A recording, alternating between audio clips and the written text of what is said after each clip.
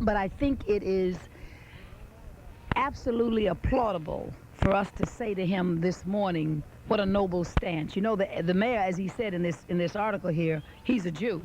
The mayor is Jewish. And you know how Jewish, I wish black folks would get halfway as strong as Jewish people in protecting and in being proud of their heritage. And the mayor has said, though I happen to be a Jew,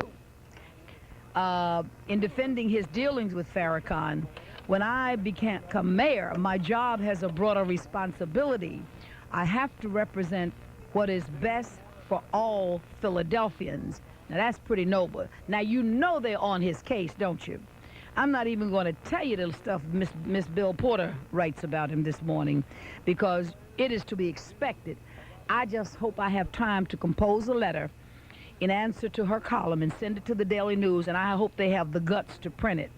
I made a statement this morning. We have a newsmaker, James White, and I got my guest in the studio. Let me do this real quickly, Minister, if you don't mind. It's 8 o'clock in Philadelphia. Good morning, Stanley. How are you? Good morning, Mary. Thank you very much for allowing me to come on. I, as you know, listen every... Yeah, because I'm mad with y'all. I think y'all are doing us wrong. No, we're not, Mary. And I think y'all can cancel them little gym classes. I resent the fact, Mary, that Temple has made an issue. Mayor Rendell called me at my home on Monday night to ask me after the fact, after having decided that he wanted to have the rally at Temple University, and asked me could we accommodate that. I took 3 hours that night and talked to the mayor again at 11 p.m. and explained to him at that last minute notice, short notice, there was no way at the end of this semester that we could move classes around and other activities to accommodate the rally at the time that he specified. And the mayor understood that. And we have been allowed, for whatever reason, this spin to be put on this event and the rally, that Temple University has been uncooperative, and that is not the case. And I resent it personally, because my record is clear. Well, I don't resent saying it. I'm sorry you resent it personally. I don't resent saying it. And let me tell you why, and I'm sorry we don't have a lot of time because my guest is here.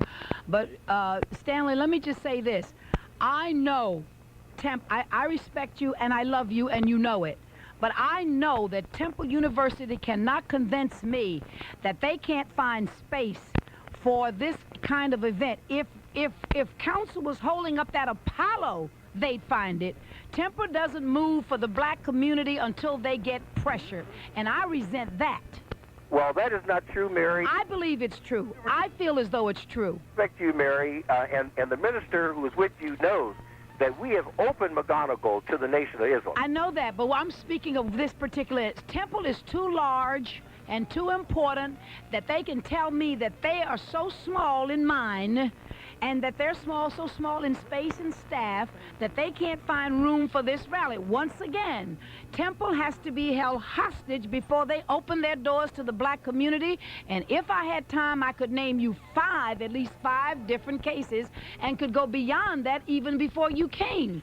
But I'm sorry we disagree on this one, but I can tell you now, if the state legislature held up that money that Peter Leocaris went up that highway to get yesterday, you'd give us that space. And I know it. Say that, Stanley, I got to move on because my guest is here. I hope you and I can talk after he leaves. the mayor has lied about Temple University. Well, the mayor didn't tell me anything. I'm saying that, Mary, on the record. Okay, the mayor lied. He has misrepresented what occurred with Temple University. Thank you, James. Thank you. I still stand by what I say. I don't know whether the mayor lied or cried, but the mayor didn't tell me anything.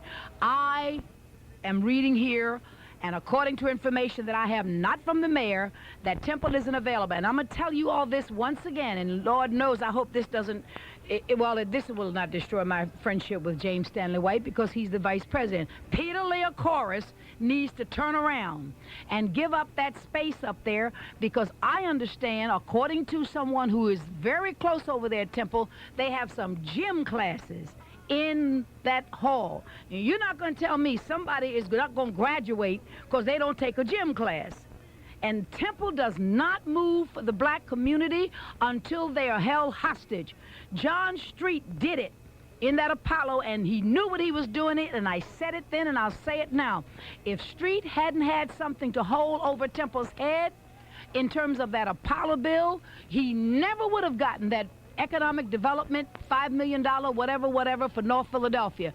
The Nation of Islam doesn't have anything to hold over Temple, and that's why they're not getting it. And Mr. White, on your way to work this morning, you need to go in there and you need to call Peter Leocoris, and you need to tell him he needs to open those doors, sitting there in the heart of North Philadelphia, taking up all that space where people need to be living, and open them up and let this wonderful nation come in. Good morning, Mr. Muhammad. Oh, good morning. I don't like to get upset around you because you are a peaceful man. Thank you for joining us this morning. Well, thank you for having me. Well, first, let me just take a moment to say something that you won't say. A lot of people accuse you of going underground. A lot of people thought you were soft and pulled out. I couldn't have a lot to say, but I know better because you were never unavailable to me or to this program. Right. You made yourself available, but I just had a little more patience, I guess, to know that everybody don't bake a chocolate cake the same way. But That's right. if it comes out tasting good, what does it matter whether it was baked in a Jenna oven or outside on a brick oven? Yeah. And I kind of think that's the way you did this. So first, let me just thank you for that. Was it a difficult decision to pull back from the Grays Ferry area to the rally? It wasn't difficult in that the Honorable Louis Farrakhan is involved. He has been looking at this situation from its inception. I've been sending him reports, and as he watched the developments, he was in the midst of bringing the East Coast, West Coast rappers together. And he had just finished successfully having a very a soul-stirring kind of a meeting with many of the rappers from East Coast, West Coast. There were a lot of tears, there was a lot of confession, and many people began to embrace to get out of this madness of the killing of one another from East Coast to West Coast kind of thing. And what happened after that, immediately after that, his mind was on Philadelphia, and he dispatched the Supreme Captain of the Nation of Islam and my regional minister, Minster Rodney Muhammad from Boston, to come in immediately to sit with me to go over this Grays Ferry thing, because he knew we were getting near the march. And I was sending him the articles from the papers because I'm like this, Mary, even though I may operate based on what I see, I don't have a mission of my own. I agreed to help the Honorable Louis Farrakhan in his mission. So whatever I do in Philadelphia, it's with respect to his mission, not mine. And if I have a mission, it is to be a great help to him in his mission. And as he watched the unfolding of events, he, like I figured he would, see things that I would not necessarily see. I had some hunches, but I mean, he saw something very clearly. And that was that we had a greater window of opportunity now because of the exposure that I wanted this situation to produce by bringing that light I told you about. When you first came on this Right, right. And now, because most Americans sitting in front of their television sets are looking at Grays Ferry in Philadelphia, a lot of that nationally has been achieved even before the march. So to say, would it have been difficult? It would have been difficult if Rodney Muhammad was on his own, but I have complete trust in Farrakhan's guidance. He's gotten me this far in 20 years without a bloody nose, and we got enemies all over the planet. So in that regard, it was not that. If there was any difficulty, it would be in just knowing that there would be people who were disappointed because initially there would not be understanding. And many times when you're involved in spiritual warfare, is what I consider myself engaging, when people are thinking politically, economically, and socially only, they're not going to understand every move that you make. And it takes time down the road to see spiritual initiatives bear fruit. And so it does take patience in that regard. To go to something you said before about people feeling either ignored or that I had gone underground or that I just stood up and didn't include everyone. As I said to the NAACP and others, I don't know of an organization in this city, and I could be wrong. I don't know of a church that has, as a part of its credo, bylaws, constitution, or charter, a feature in it that specifically addresses the respecting and the protecting of black women.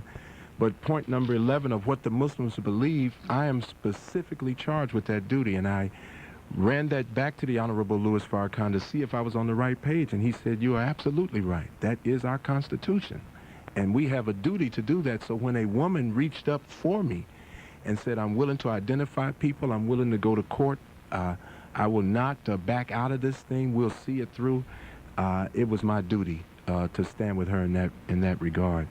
I intend to continue to stand with her. We're going to continue to have a presence in Grays Ferry. But if there was any difficulty, Mary, it's just in knowing that initially there are going to be some people probably very disappointed because they were geared up for this. I think Philadelphia needed something. I felt we needed a breakthrough. Other people were looking at scattered site housing, resources for community, or what can we do here and there. And that's all right, because as I said before, if you shake the tree and the fruit falls and somebody knows how to take it and make apple pie and strudel and everything else, that's fine. But I was looking at a spiritual initiative. I felt that there was a spirit of bondage and fear on this city.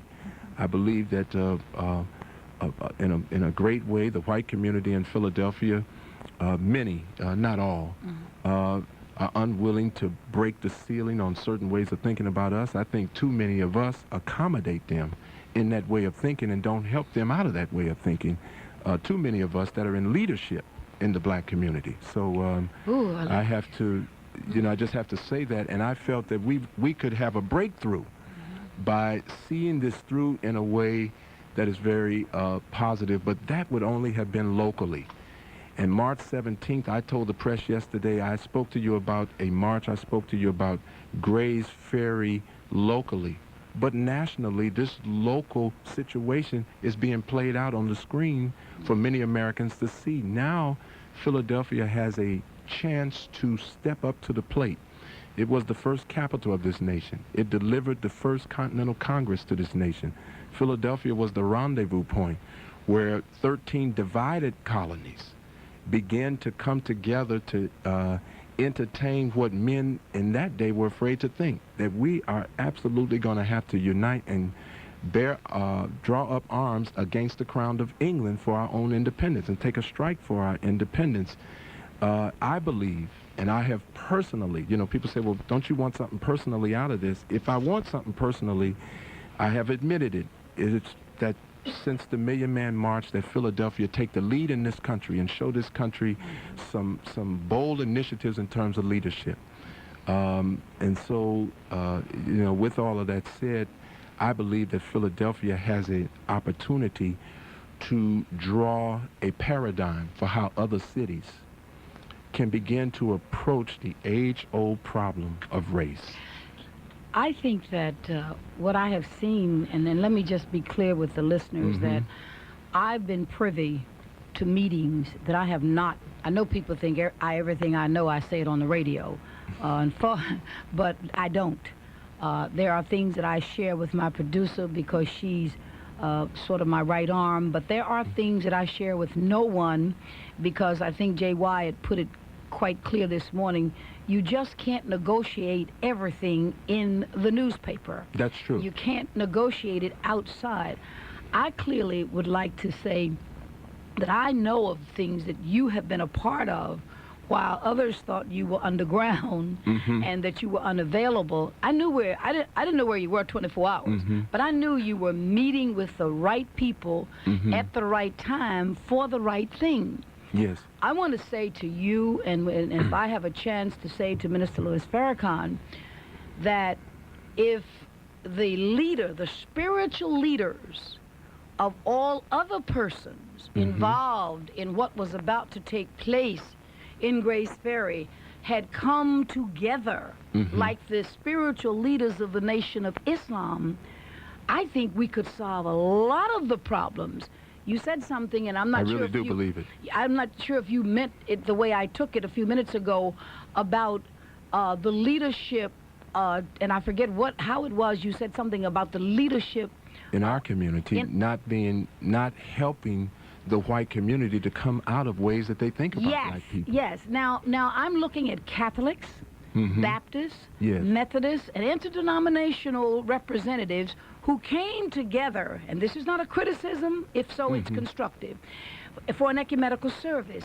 If they had any kind of I won't say control, but if their parishioners believed in them the way the parishioners or the followers of the Nation of Islam believe in you on the local level and Minister Farrakhan on the national level, we wouldn't have these racial problems. No. We wouldn't have them because I'm not sure. I think someone said to me, and may have been Cody, have said to me, you have to make that call from the pulpit. You make that call. Charlie Bowser said, you make it from an economical standpoint, from the people that make their paychecks. And people will stand up and listen. I am here to say this morning, obviously nobody listened to anybody but the Nation of Islam. And whether or not you accept it, and it certainly isn't personal, congratulations or not, I think a wonderful thing has happened. When you left here last week, a week before, I was convinced that a march in Grace Ferry was the right thing to do.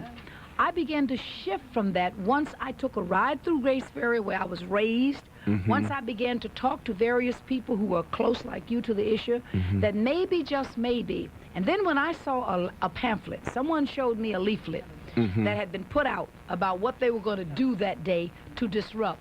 My whole thing came down to one thing, Minister, that is, no matter what happened bad, the Nation of Islam would be blamed. If it was good, you would not get the credit. And that's when I began to pursue a route to try to say, let's turn it around to another area. And I want to thank you for being steadfast in everything that you did, because right now, as highly criticized as the mayor is about his Jewish input, he did not invite Minister Louis Farrakhan here. There's nothing in that letter that invites him here. It simply says, if you plan to be here. And I think he should stand on the stage with the minister, along with others that are selected. Well, in our discussion with him, that was a pointed question put to him. Would he be willing to invite or accept or welcome him to the city? And he said he would be willing to do that. He obviously was willing to do most anything he could in a reasonable way to diffuse this. Yeah, to diffuse this and to try to avoid what he felt was a disaster. It could be a disastrous situation. I think it's unfortunate that when you can have so many microphones in front of you in a press conference and so many questions put to you, that they took only a part of an answer that I gave yesterday. Trust me, I'm used to it. Yes, and it made it seem that our sole decision, the Nation of Islam's decision, was based on the element of danger. I knew about the element of danger from the onset. I knew that no matter how much we tried to do everything to ensure a peaceful demonstration, there was always an element of danger, so that was not the major consideration. The major consideration was that as exposure of this march began to claim the attention of the American citizens from coast to coast, there was a greater window of opportunity for Philadelphia as a whole. The element of danger, I believe the mayor had begun to step up and beef up measures that he felt would ensure a peaceful demonstration, because he had felt that, of course, with this summit coming, that he could not afford for the city. See, damage to this city in terms of image and that could sink it back maybe even 25 years to what they feel they have worked to bring the city up from. And I'm not somebody that's trying to destroy the city. We're trying to help the city. We felt that the Grace Ferry situation had gone on far too long, and now these ugly developments of the attacking of women had to be addressed one way or the other. I'll say this because I said to the Honorable Louis Farrakhan, his desire is to speak to all faiths, organizations, citizens, and all. But I reminded him that we've already had that stage show, and I called it that only because I believe that sincere people came for ecumenical services. I always question what a thing is conceived in. Is it really conceived in all of us coming together to do something that's right for all, or was there a problem with a Muslim calling a march? And there's too much of that kind of thing that we have to get rid of in our community, because it keeps us candidates for self-destruction.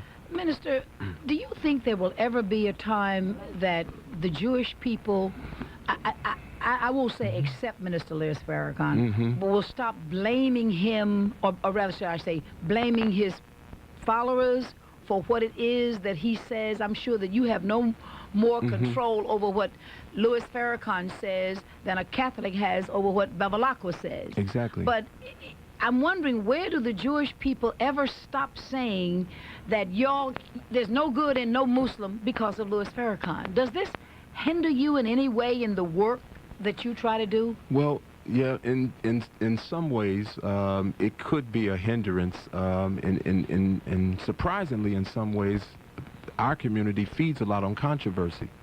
If you study the COINTELPRO program of the 60s by J. Edgar Hoover, memos dispatched to field FBI agents was not to attack certain members of the Nation of Islam, because when you do, you increase the attendance in their mosques around the country, you swell their ranks. He said we have to find another way to destroy this enemy, because we were #1 on J. Edgar Hoover's list to be destroyed along with other black organizations during the 60s. So in some ways, controversy is a boost for us.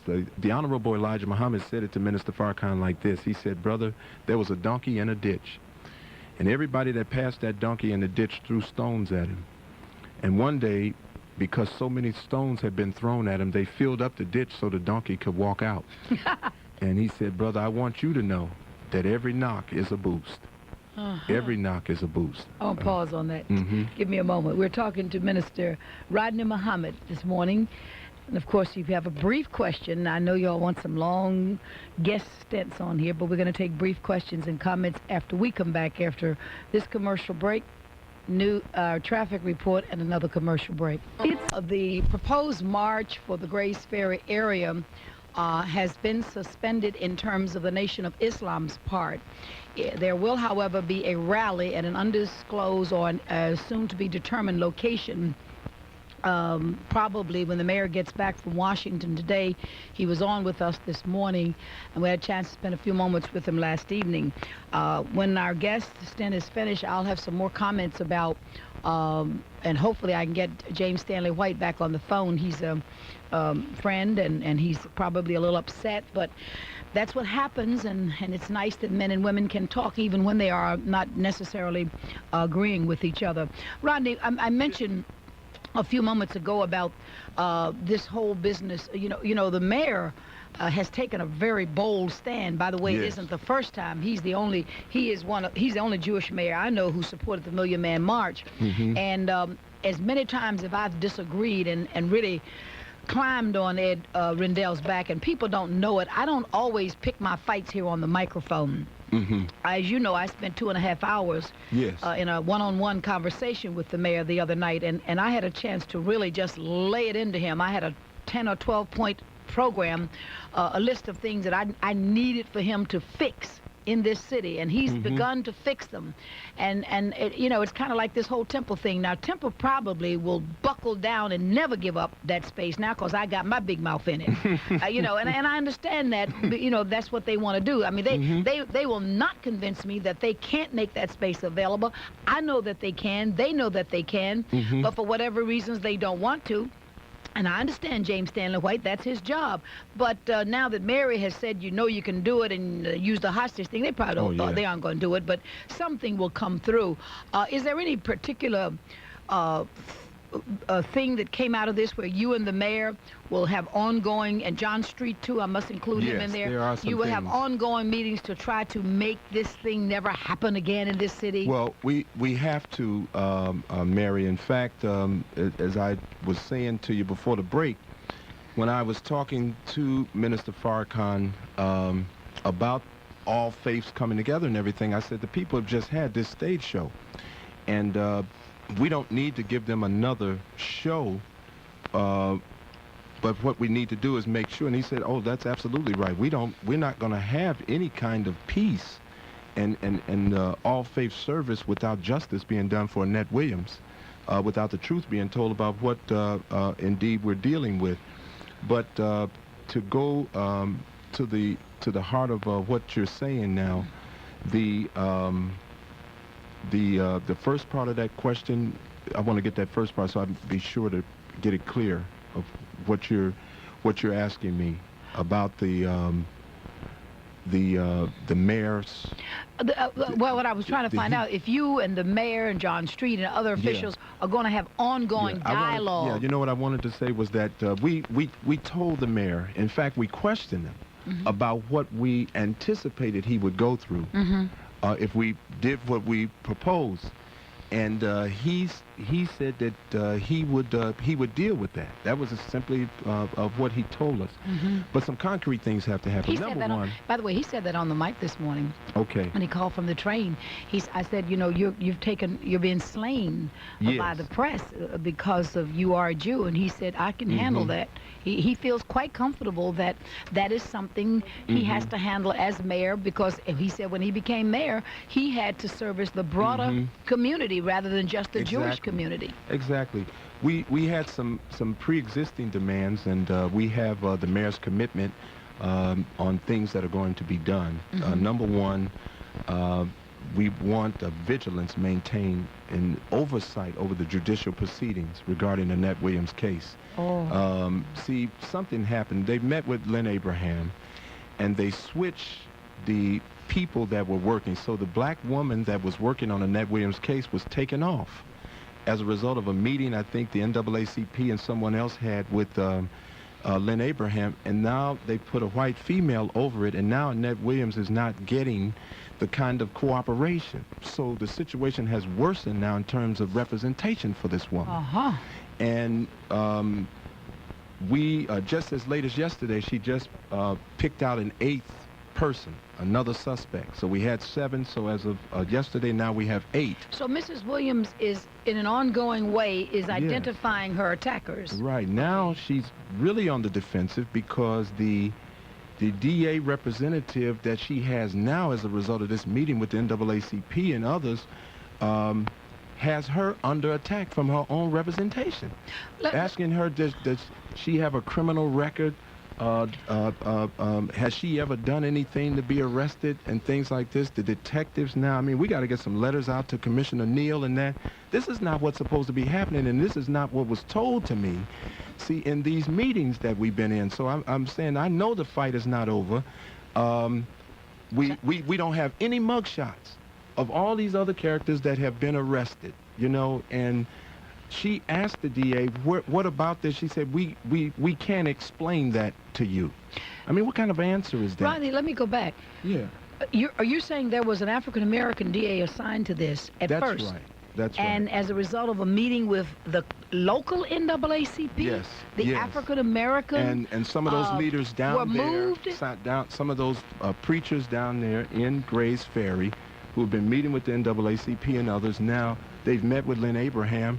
And I think they thought they were doing good, but what has happened, the situation has worsened for this woman. So between the NAACP leadership and the ministers, you believe that resulted in the black DA being removed? Oh, it did result. Well, they need to call you this morning and explain that. They felt they were doing good. They were thinking that they were moving in to make sure that the real top guns out of her office were put in there. But someone I'm telling with you, more the situation experience is worsening. They don't have the pictures. They're not showing us the pictures. They're not in these newspapers. I've never seen a photograph of one of the attackers. And Jerry Monazar at least put on the headline of the Philadelphia Sunday Sun, the first 2, those pictures were shown, but all these other people that are being arrested now. No ID. No ID whatsoever. And I know that part of the process is to take a picture. And that means that picture should be available for the press. They either have a cooperation with newspapers. I don't know what's going on. But see, these are the kind of things that have to continue to be exposed about Grays Ferry. The web of lies goes farther than that community, is stretching itself all the way out to Center City. I'm telling you, and that's why we did our press conference in Center City. So the mayor has given me assurances that these kind of things are not only going to be looked into.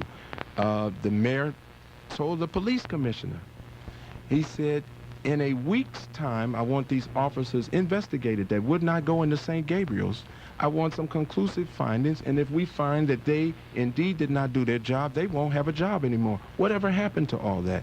So that's back on the table, because we have not heard from the police commissioner about the conclusive findings of that investigation, and Annette Williams knows nothing, notwithstanding that no one has gone by just to see how this woman is doing. Then they're now dealing with, what is the extent of your injuries? Is it really that bad? And I'm saying that it's painful that black leaders are into that kind of mode. No black man should take a position that they must measure the extent of damage done to Annette Williams. I don't care if she didn't get but a scratch. That's enough to stand me up and set me in motion. So it's just that I have to work directly with the mayor. I can't work with too many folks that are not taking the same stand I'm taking, and I'm not trying to down anyone. I'm saying that I have a specific thing in my charter and constitution that clearly talks about respecting and protecting the black woman. So I don't think you should. I said, this is my area, and they can't beat me doing I don't think this. there should be a broker between you and the mayor. I don't allow it. I mean, I think when I need to talk to the mayor, I talk to the mayor. That's right. When I needed to talk to David Cohen, I talk to David Cohen. When I need to talk to John Street, that's who I talk to. And I think you have that that right. So the mayor and I discussed also, I said there have been services. People have gone from white churches to black churches. I think that's good if you can bring out the good in the community so the good can be seen. The good could have been seen better if the good would stand out and condemn the evil. But when you don't condemn evil, Dr. King showed us the appalling silence of good people. The penalty and the price that you pay is that your goodness will never be seen unless you stand out and condemn the bad that's in your community, whether it's one of your own or that of another ethnicity. I said that with all these gatherings that have taken place, with all the prayer services, songs and hymns, that's fine. But I noticed that the very people who are causing many of the problems in Grays Ferry were not a part of those services. We're not even calling in Dan Lynch. We're not calling in that group. So the mayor's assured me I will meet face to face with that group. I want to talk to the people that jump on people. I want to talk to the people that openly express their hatred for us. I'm not going to whittle down on this. I'm a man, and I'm going to show some backbone in this. I said, we can have all this brilliance and people that know how to have meetings and deal and compromise in that, but I want to face this thing head on, and let's deal with the intimidators in the neighborhood who are both bringing havoc to the white and the black community there in Grays Ferry. I take it you would like to sit down in a room and talk to that group of men who jumped on that woman. I've been assured that that's getting ready to happen. I've been assured, and that's my next move this week, is to sit with them. Because, see, we can say, Mary, peace through strength when it's about white folks. You can deface a gravestone in a Jewish cemetery, and we will come on with statements about how ugly this is, how low down this is, and it is low down for somebody to go and deface a gravesite. Obviously, the person buried there can't get up and defend themselves and what the person is doing. I think that's an ugly thing to do, and it should be addressed. But you can burn down a black church, and the first thing we'll say is calm. Let's call for calm. I'm saying let's call for calm, but you call for calm not just to black folks. You call for calm to white and black folks. See, that's the kind of leadership that our community, the people that call into this radio station, that's what they're looking for. They're just looking for some people to be honest. Many times we play our people cheap.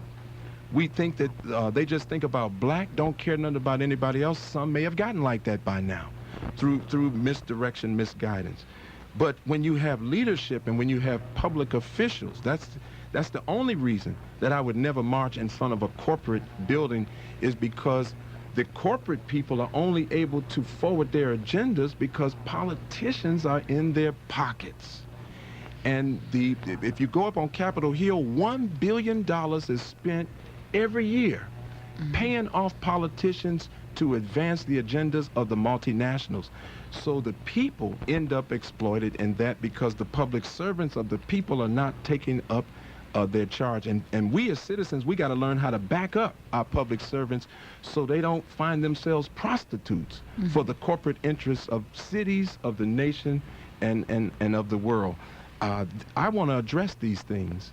I want to see Annette Williams through. I told him I want to see some arrests. I want to see subsequent convictions, and I want to be there for the sentencing. These guys are not going back to the neighborhood. And we're not going to walk away from this. And if necessary, I'll park down in front of Janet Reno's office till they get a grand jury in here if they try to go back and go back to business as usual in Philadelphia. I'm letting John Street know and everybody, we're not going back to business as usual. So there can be a lot of smiles, but they're in for a big surprise if they think that all I want to do is inject a sedative into the black community so we can go back to sleep again. That is not why I'm here. It's 20 minutes before 9 o'clock in Philadelphia, and we're talking to Minster Rodney Muhammad. We're going to take a break, come back, chat with him, chat with you if we have the time. Let me tell you about Young's Meat Market. I discovered this market a few years ago, and you ought to discover it now. It's at 122 Market Street, and they've been in business for over 70 years. You all know that I am a fish and poultry eater, and I was looking for turkey chops for a long time. Well, I finally found them. Just like a lamb chop or a veal chop, turkey chops are available at just $2.99 a pound. Any size fresh roast beef, $2.39 per pound. Check out these specials. 40-pound case of chicken wings, only $34. That's a real buy. Gourmet smoked turkey breast, roast beef, $3.79 a pound. No limit. We also have eggs, butter, milk, and all the spices you need. So for quality meats and poultry at the lowest prices and those turkey chops, choose Young's Meat Market at 122 Market Streets. That's 122 Market Streets, open Monday through Saturdays. We close Sundays only. There's plenty of free parking across the street with a minimum purchase of $25 at Young's Meats today. Give us a call at 925-5258. Larry, good morning. Good morning, Mary. Numerous accidents throughout the area are making things tough on the roads. This traffic report is a service of the news with Brian Williams on MSNBC. 95 southbound is jammed approaching Cotman to the Betsy Ross Bridge. There's an accident in the two right lanes, and that's getting things all jammed up. It's also slow as you approach Girard Avenue. That's from Allegheny. Southbound Boulevard slow 5th to 9th, and again Ridge to Route 76, the Schuylkill Expressway. Schuylkill coming into town is not too bad, just the normal slow spots where there's sun glare. Again, the accidents are the problem. For example, in Ben Salem Boulevard and Bridgewater Road, Newtown Township, Eagle Road, and Marigold Road. And over in New Jersey, we've had some accidents on the 295. They have things jammed up. Southbound is jammed from Route 561, that's Haddonfield Berlin Road, to approaching the Black Horse Pike. Accident has been cleared, but there's a backup of a half mile. Generally slow going through the area, so please be careful. Watch a primetime news hour on cable when it's convenient to your schedule. Weeknights at 9 on MSNBC. Call your cable operator and get connected. And that's Metro Traffic. I'm Larry Jordan on the Talk of the Town, WHAT. Thank you very much. Bye-bye. Have a good day. You too. Did you know that high blood pressure is still a Monday? leading cause of heart attack and stroke? The good news is high blood pressure is very Well, I know they're treatable. all here because the New Currently, York we're Times recruiting patients and for a nationwide research program CNN sponsored called by me the at National home. Institutes of Health. As a participant, And you will Dateline's receive gonna do a medicines thing that on are it. currently used to treat Yeah. high blood pressure. If you are interested in helping us discover how to better treat your high blood pressure, please call toll-free 1-888-HEART-OK. To be considered for participation, you should be at least 55 years old, have high blood pressure, or be taking medicine for high blood pressure, and have one other risk factor for having a heart attack or stroke, such as diabetes, heart disease, or being a current smoker. If you qualify, you will receive free blood pressure medicine for up to 5 years. For information, please call toll-free 1-888-HEART-OK. Again, the toll-free number to call is 1-888-HEART-OK. Find out how you can earn a graduate degree in human services at Lincoln University's Urban Center in Philadelphia. The program is designed to help those working in human services to earn a graduate degree whether they have a bachelor's degree or not. It's also designed to fit with your hectic work schedule, and financial aid and scholarships are available. So, if you have a high school diploma or GED, 5 years experience in human services, and you want to further your career with an advanced degree, this is the program for you. Open houses are being held April 15th and the 29th, as well as May 14th and the 28th, so you can learn about this innovative 2-year program. You can also spend your summer at the Lincoln University Urban Center. Undergraduate and graduate courses will be offered starting in May. For more information about the Human Services Program or summer school, call 215-387-2405 at the Lincoln University Urban Center in the heart of Philadelphia. Lincoln University has a blueprint for your future. It's 15 minutes now before 9 o'clock, and of course, let me just bring you up to date. The Nation of Islam will not be involved in a Grace Ferry March on this coming Monday. However, there will be a rally. The rally has been proposed for a public site here in Philadelphia. Minister Louis Farrakhan is expected to be there. At this point, we'll have a better fix on this probably on tomorrow and Friday's program, and certainly on Mondays. Minister Rodney Muhammad, the mayor of Philadelphia, will be there. And as I mentioned earlier, according to a published report here, and unless this report in the paper is wrong, Temple University has refused its facilities, stating that they have classes that they do not have time to rearrange. I don't believe it. I've said that. My good friend James Stanley White, who's the vice president, is offended by it. I'm sorry he's offended, but I won't take back my words, because I do believe that Temple can move those classes if they want to. My history with Temple is you have to hold them hostage, because they don't really care a whole lot about what black folks want to do in that community, but give up their space for them. Now, I've said it, and I mean it, and I stand by it. However, we'll be talking with James Stanley White a little bit later on. Minister, Yes. with this rally coming up, do you have a preference, or I guess, will this is this lying on the city now to find a place, or is this lying on the city and the nation together? Well, it really had first relied on the city, because the mayor was so certain in our talks that he could secure a venue. It was starting Sunday and Monday that I began to get calls from his office that he was unable to secure some of the places that he initially thought he would be able to. Keep in mind, Mary, that everything had a pin in it, because the one thing that we didn't know was if the minister was coming. Mm-hmm. And I finally reached him in the mountains, and he wanted to be here. He had gotten the reports. He had taken everything under advisement from some of his closest advisors, and then spoke with me, and decided this was the way he wanted to go. I want to publicly thank the mayor also, because I know that he took some heat, but something better that Ed Rendell took a hold of was a chance to show some leadership in this country. He's been called the America's mayor, but he can really be called that now by taking some type of a bold initiative when it came to this situation.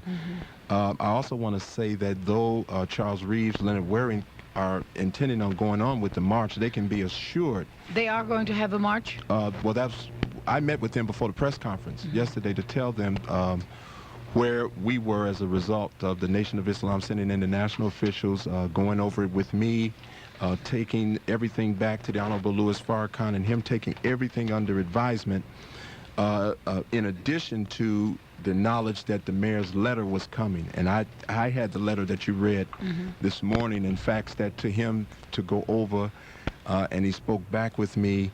And that was when I found out. In fact, the press was sitting there waiting on me, because I was still on the phone with him about things. So wait a minute. Let me ask you. Yes. You met with Mr. Waring and Mr. Reeves before you announced it in the press conference, oh, yeah, so they knew. Yes. Well, see, he was trying to call me, and I was still trying to get information. I said, I got to keep the line clear, because the minister was to call me back in from... he had gotten back in the country, and he was to call back in, so I had to keep my line clear. But once I was clear on everything, when I talked to them about it briefly, they simply said, and we had sort of talked about this before, that they basically are their own organization. Yeah. I belong to someone. I don't mind saying it.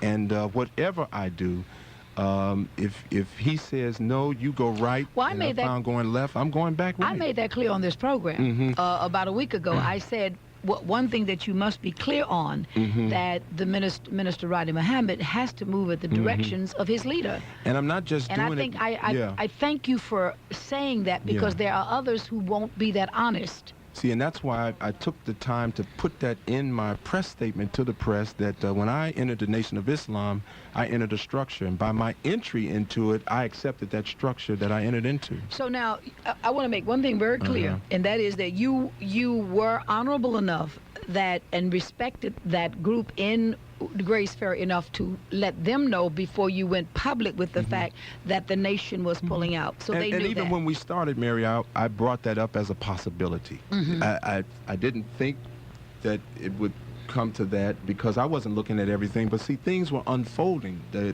Minister Farrakhan was not just dealing with this situation, but as he kept getting reports from me, and then the news began to spread around the country, then he saw, and he said, as soon as he got that East Coast, West Coast rappers thing together, he dispatched people to come in. Speaking of dispatching, the newspapers day before yesterday or yesterday alluded to the fact that the minister had sent his top people in here, and that they had had meetings and you didn't know anything about them. And I'm so glad. No, oh yeah, that's not true. I read it out here. I knew better. I mean, I knew better. You know, I just can't the always press sit was here. all around, and they weren't able. The mayor and I were in touch with each other. He said, they're approaching me. I said, yeah, they're approaching me too. But you knew when the minister dispatched his people here. He doesn't operate like that. I didn't He would think never so. undermine anybody that I he didn't has think so. someplace like that. But though they have decided to go on with the march, I would never work against them. I understand. I had said the same thing. But no members of the Nation of Islam will have presence in Grace Ferry at the march. No, None whatsoever. They will be with the minister. Now, that what day. time will the rally supposed to start now? Because people were initially gathering at 7 a.m., we were to be in motion by 8:30 with our meetings with the city managing director. I felt that we had to allow for time now for some people who are trying to go where either myself or the Honorable Louis Farrakhan is going to be, where the nation is going to be, and what we have decided to do. So some people can literally be coming in not knowing all the dynamics and the recent developments. So rerouting people and then getting people to the direction and the location that's been designated for this, I wanted to allow for time. So we said the program will begin at 10. 10 o'clock Monday morning. I have gotten calls from the New York Times, CNN, Washington Post. I mean, they at home. I've gotten calls, you know, and I understand that Dateline and some of the other, you know, national news magazine shows have had great interest in this. Now, we recently saw what happened with the Jack McMahon, Lynn Abraham thing that went nationwide. Yes. It is still continued.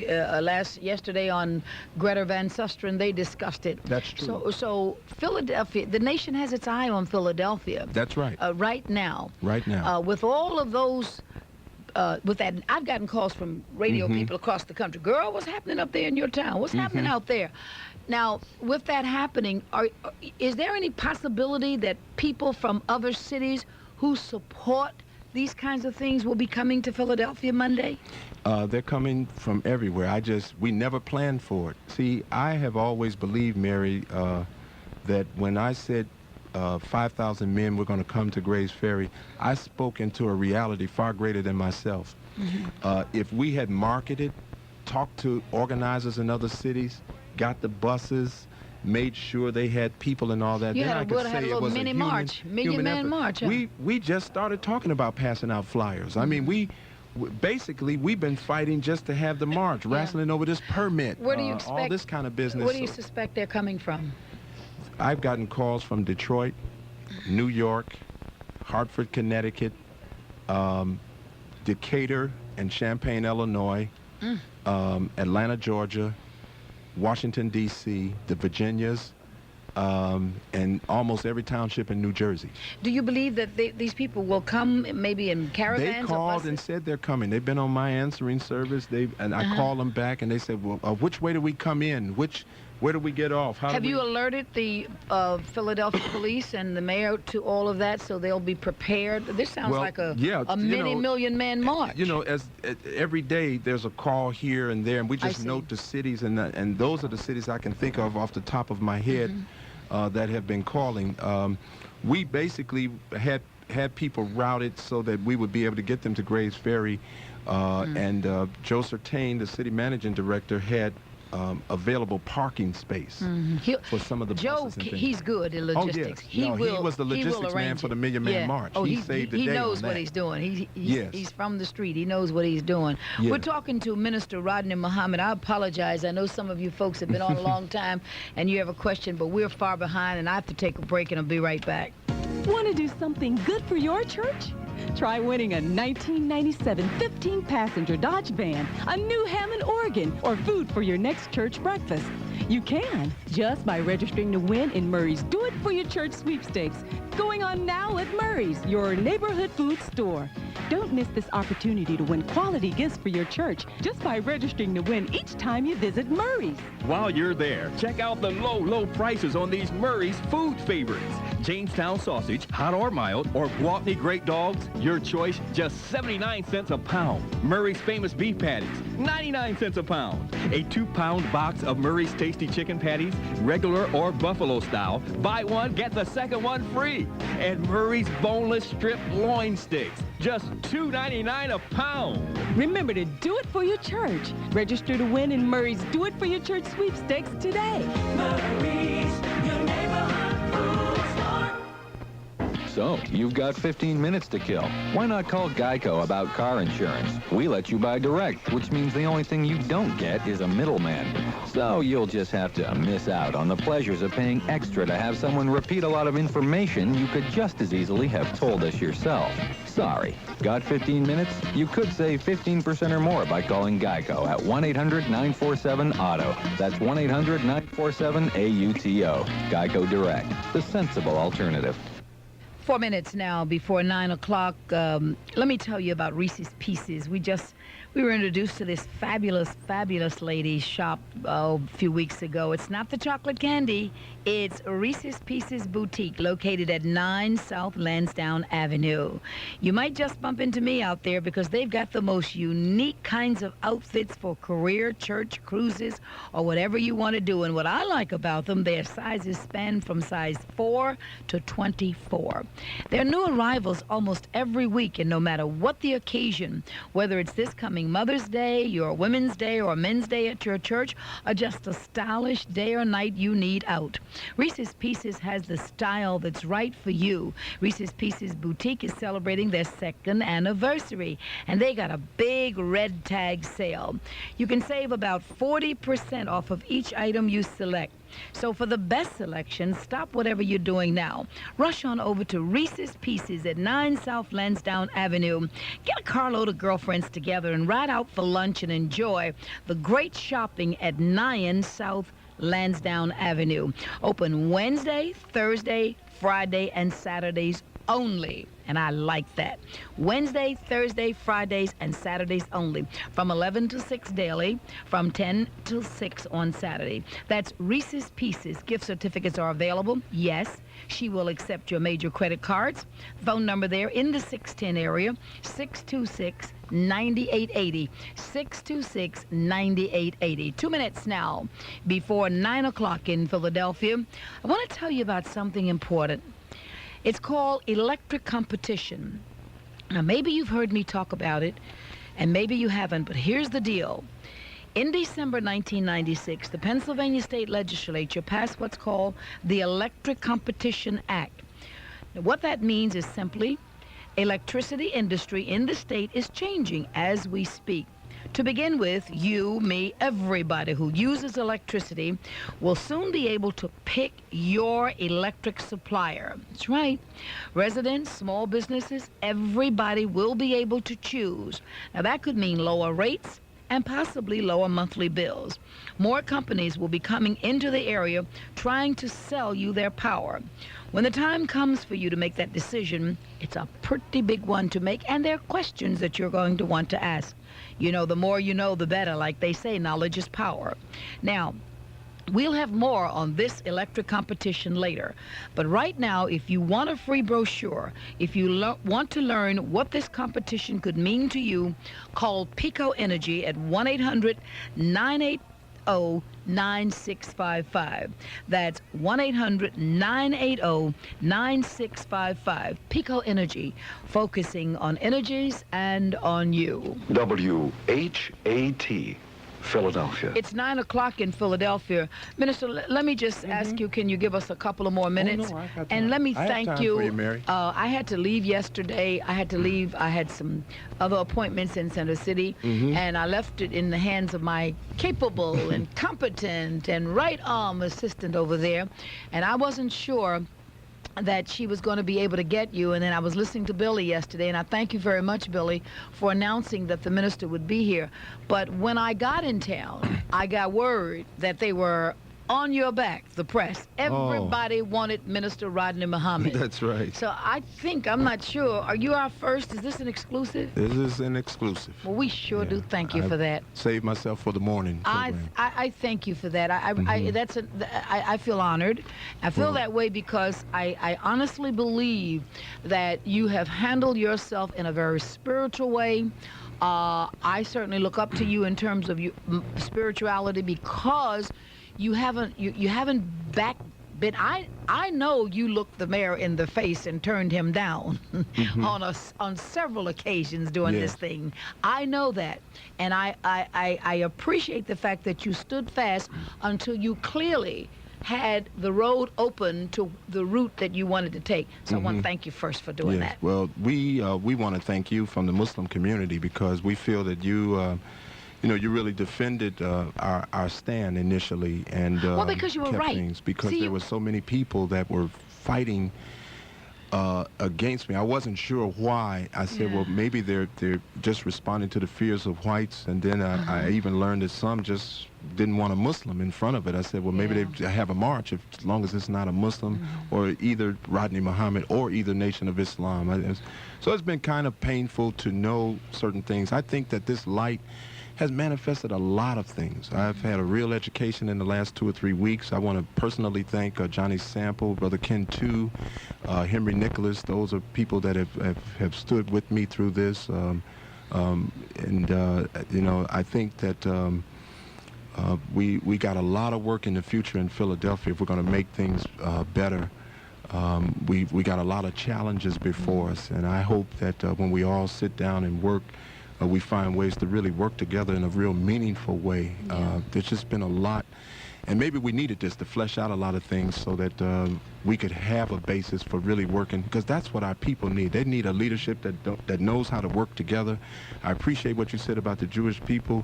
If there are problems in their community that they have with one another, they're not as big or they're not handled in a way that we know anything about it, and they can find ways to unite when it comes to a common interest for them. And I hope to God that in the next few years we can do that in Philadelphia among our own black leadership.